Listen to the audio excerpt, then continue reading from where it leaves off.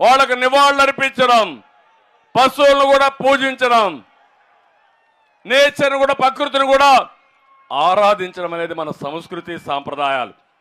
ఇది ప్రపంచంలో ఎవ్వరికీ లేని వారసత్వం. నేను అడుగుతున్నా, ఈరోజు మీరు పండగ చేసుకునే పరిస్థితిలో ఉన్నారా తమ్ముళ్ళు, ఆడబిడ్డలు అని అడుగుతున్నా. అన్ని ధరలు పెరిగిపోయినాయా లేదా? నిత్యావసర వస్తువుల ధరలు పెరిగాయా లేదా?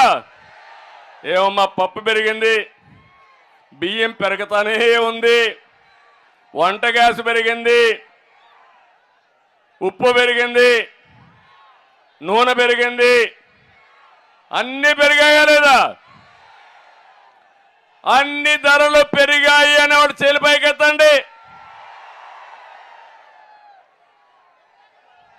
అంటే నేనున్నప్పుడు క్రిస్మస్ గిఫ్ట్ ఇచ్చాను, మీ అందరికి జ్ఞాపకం ఉందా అని అడుగుతున్నా.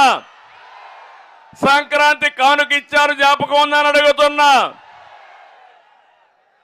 దేనికోసం ఇచ్చారని మీరు ఆలోచిస్తే, డబ్బులుండే వాళ్లే కాదు, పేదవాడు కూడా పండగ జరుపుకోవాలి, ఆనందంగా జరుపుకోవాలి, పిండి వంటలు చేసుకోవాలి, కడాన నెయ్యి కూడా మీకు ఇచ్చి, పెద్దవాడు నెయ్యి తినడమే కాదు, పేదవాడు కూడా పప్పు నెయ్యితో పండగ చేసుకోవాలని సంకల్పం చేసిన పార్టీ తెలుగుదేశం పార్టీ.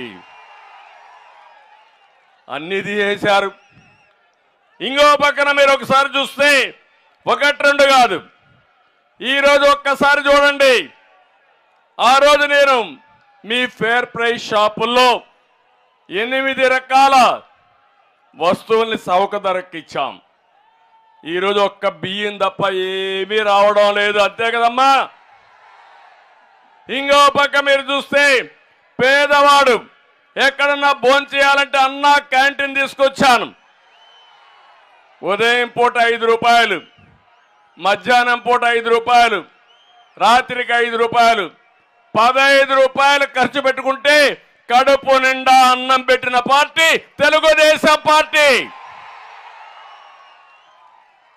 అన్నా క్యాంటీన్ మూసేశారు, చాలా సంతోషం.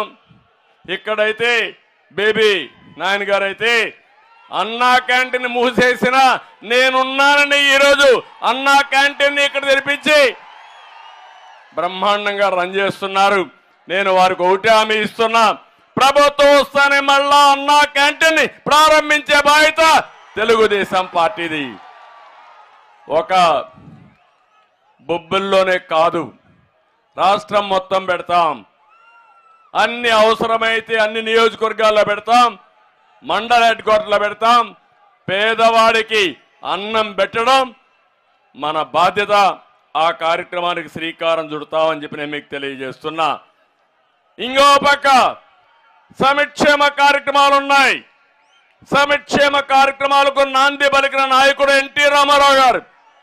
ఇప్పుడు కాదు, 83లో 2 రూపాయల కేజీ బియ్యం ఇచ్చారు, 83లో సగం ధరకే చీర దోవతి ఇచ్చారు, 83లో పేదవాడికి ఇల్లు కట్టివ్వాలని పక్కా ఇళ్ల నిర్మాణానికి శ్రీకారం చుట్టిన మహానాయకుడు ఎన్టీ రామారావు గారు. ఈరోజు నేను వచ్చిన తర్వాత మీకు అనేక కార్యక్రమాలు, చంద్రన్న బీమా ఇచ్చాను, వస్తా ఉందని మిమ్మల్ని అడుగుతున్నా. పెళ్లి కానుక ఇచ్చాం, వస్తా ఉందని మిమ్మల్ని అడుగుతున్నా. విదేశ విద్య అన్ని కూడా రద్దు చేసే పరిస్థితికి వచ్చారు. ఒక పక్క ఈ ప్రభుత్వం రద్దుల ప్రభుత్వం, పేదవాళ్ళ వ్యతిరేక ప్రభుత్వం. ఒక మాటలో చెప్పాలంటే ఈ ముఖ్యమంత్రి పేదవాళ్ళ నడ్డి విరగ్గొట్టే పరిస్థితికి వచ్చాడు. అందుకే నేను ఒకటే అడుగుతున్నా మిమ్మల్ని అందరినీ, ఇంకో పక్క బాధుడే బాధుడు, అవునా కాదా? ఆర్టీసీ రేట్లు పెంచారా లేదా? పెంచుతూనే ఉన్నారా లేదా?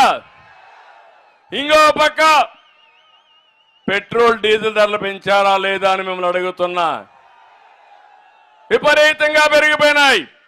ఇంకో పక్క మీరు చూస్తే కరెంటు ఛార్జీలు. ఏం తమ్ముళ్ళు, కరెంటు ఛార్జీలు నేను ఉన్నప్పుడు పెరిగాయా?